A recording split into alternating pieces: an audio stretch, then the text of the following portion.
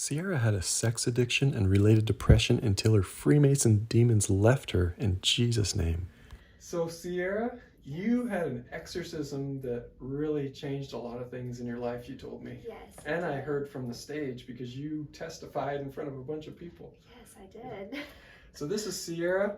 She is an oral surgeon assistant. She's going back to school to do what, dentistry? Hopefully, yeah. That's my game plan is to be a dentist. So, yeah.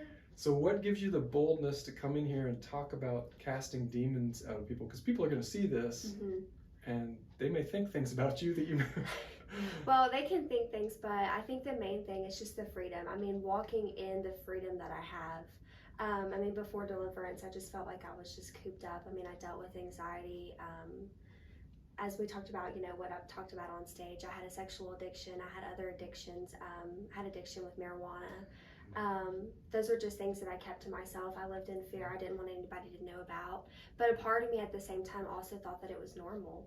I mean, the thoughts that were in my head, like lustful thoughts, I thought that that was normal. I was like, oh, everybody experiences those. But in reality, that's just something that it's not normal, and it's not how the Lord has our plan and our heart desired for it. Yes. I'm so thankful that you are willing to talk about this, because I meet with a lot of men in counseling and they're open about it, but more and more women throughout the last decade or so have really started to struggle with this. Yeah. More access maybe to information and yeah, absolutely. I mean, just growing up, I mean, it's not really talked about that much, but the more that the generations change, I think kids have more access to things. I mean, for me, it probably started whenever I was 13, 14 years old. And I mean, that's just something that you would never think that a 13 or 14-year-old kid should be open to, but the access that we have and just the internet and things, doors get opened. So, and then let along, before my deliverance, we found out that there was a lot of Freemasonry involved. So what does that have to do with anything? Well, a lot of the oaths that they take, I mean, people don't realize that Freemasonry, I mean, I think you don't even realize who you're taking the oaths to until you're in like the 32nd degree, that they open up and tell you that it's to Lucifer. Yes. And then your family bloodline generational curses that you take, that your family takes, your great grandfathers. And people just think it's normal. It's based to portray that it's Christianity, but it's not. Yes. I mean, sexual addiction, alcoholism, it ran in the family, and then we finally realized what the source of it was, and it's just the enemy that attacks and is out to destroy. Yes. So a lot of good Christian men get into Freemasonry not knowing what they're getting into, and the first vows and oaths that they take are spiritually blinding and deafening. And Freemasons that are watching this, you don't know that you're spiritually blind and deafened until you get your demons cast out of you. But in Jesus' name, I bless you. Yes. And Sierra and I agree right now, and we bind the demons that you've been exposed to, the curses that are on your family, and we set you loose in Jesus' name. Come in and get freedom like Sierra's gotten from her family. Because it wasn't just you that you broke curses off of, it was your future generations. It's my future generations, and I think that's a lot of it, what it's all about too. Not only the freedom for myself, I mean, being able to not live in fear anymore, being able to not have those lustful thoughts, not wanting to have, you know, that sexual addiction that I had, it's just gone. So lustful thoughts and sexual addiction, what's that have to do with demons leaving you? Yeah, I mean, that was just something that the enemy put in my mind. I mean, it was something that I craved. It was the addiction that I craved to do those things. And then once the demonic left, I mean, it was just, it's crazy the thoughts that people hear and they think that it's normal, but whenever that demon comes out, it's quiet. It's just a sound peace of mind. You can sleep through the night. You don't wake up and you're not tormented in fear. That's probably the most common benefit that I hear people say. I could think clearly and it was quiet. Yeah. It's kind of just like that fog is gone. Now there are a lot of other things that people say, that there's a wide range of symptom reduction and alleviation, you know, to use counseling terminology. So what was the deliverance experience like? There are a lot of people that are watching that have no clue about this stuff, and they're going to, because we are breaking the stigma. And you were a big part of breaking the stigma. You got up on stage as a young woman and you broke the secrecy. So what do you want people to know about what the experience was like for you? Yeah, I mean, deliverance, it can be terrifying. I mean, I'll be honest, I had sat through and helped with deliverances up before my own. And even knowing the process of how deliverance worked, the enemy was at attack telling you, you don't need to go. This is all normal. Nothing's going to change. But once I actually sat down and talked about things that I had dealt with, I mean, it's like counseling at first. It really is. It's an interview process, and you go through, and once those doors are open and it's out in the open, it's just from the beginning, it's emotional. For me, it was emotional. I'm sure other people it's not as emotional. But just going through that and just having that relief and like getting it out there. But so far as actually when the demon came up, the first one, I mean, it's crazy, but it's like I wasn't there. I mean, I was there. I was aware of what was going on, but it's still the best way that I can describe it. It's just like I was in the back seat.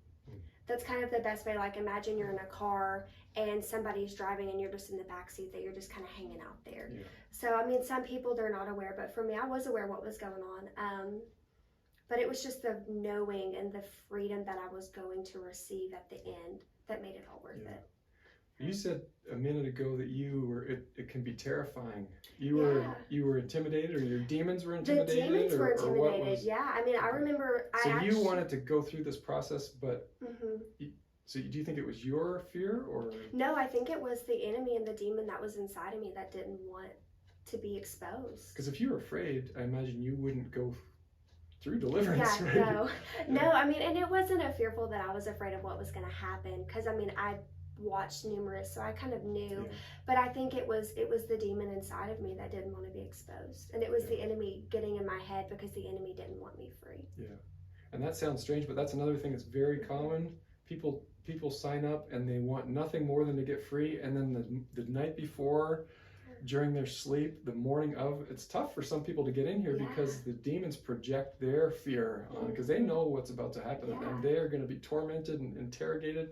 We don't have a conversation with them, but we get a little bit of information from them so that they can be renounced. And what does it mean to renounce? Because you said something earlier about I renounced some Freemason oaths or something. Yeah, so renouncing is pretty much, I mean, you go through and you renounce whatever oath that someone had taken. You renounce a sexual addiction, for an example. So you're breaking that vow that was taken. So there's or that open door, you're closing the door in Jesus' name.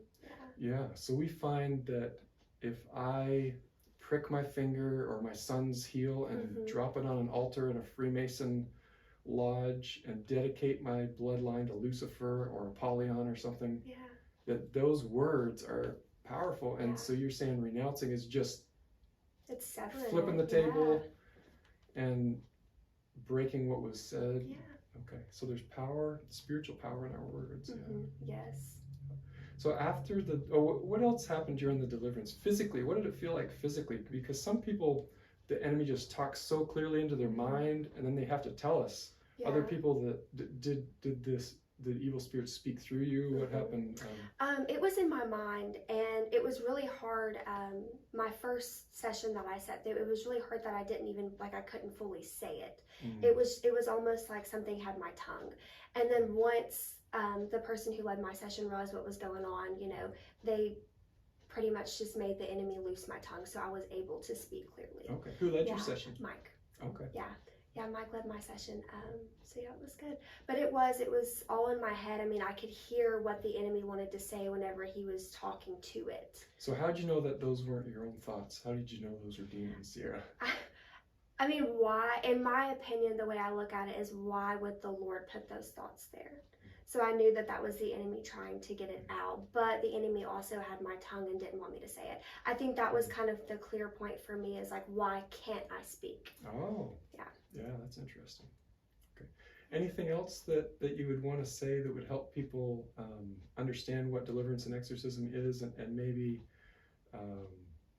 Yeah, I mean, for me personally, I mean, if you deal with anxiety, depression, things like that, I think that in this generation, I mean, you can walk in Walmart and you can see people who just look depressed. And I think for me, why would you want to live that way? Like, there is an open door, there's so much more for you, and the Lord has more for you. And just being able to walk in that freedom and not be afraid and not be depressed, and be able to walk into a room full of people and not feel anxiety. I mean, that's what the Lord wants for us. Yeah. So lust and sexual addiction, did that come with shame too? It did. Okay. Yeah, it did. So once you realized, and I don't know when you realized, you can tell me, but once you realized that, how did that change things? And once you realized that it was a demon and not you with these addictions, these thoughts, because you didn't want to have these sexual addictions. No, absolutely. But I think a lot of times the veil was placed over my eyes, and I thought that it was normal. And I didn't realize that it was an addiction probably about a year before my deliverance. And then it finally just clicked, and I was like, what is going on? I was like, this is not normal. But you live your whole life, you know, not your whole life, but I mean, most of my teenage years doing those things. So I thought it was normal. Other teenagers do it. It's the cool thing to do. But I think for me with addiction, when you realize that you can't step away from it, then that's when you know that it's an addiction. And for me, whenever I tried to stop and I couldn't, I think that's whenever I first realized, like, this is not from the Lord. This is not a desire that I need to have. And then the shame and finding out it was a demon and not you, something happened there that... Yeah, I mean, it kind of opened the light up. Like, I felt like it was okay for me to talk about. Because inside myself, I realized that that wasn't me. That it was the demon through me. Yeah. What else would you say to young women and young men that are watching? Because there are literally millions of young women and men that have had the exact same struggles. I mean, anxiety, depression, and sexual addiction, that's rampant. So how would you invite them to consider what you chose to consider and the freedom that you got? Because this is a pretty untraditional, you know, way of going about healing. Yeah, I mean, well, like you just said, healing, I mean, a lot of the things that come, like the addictions that we start to endure, is because of hurt. Not all of them, but I feel like a lot of it is because you've been through trauma, whether it was with family, relationship.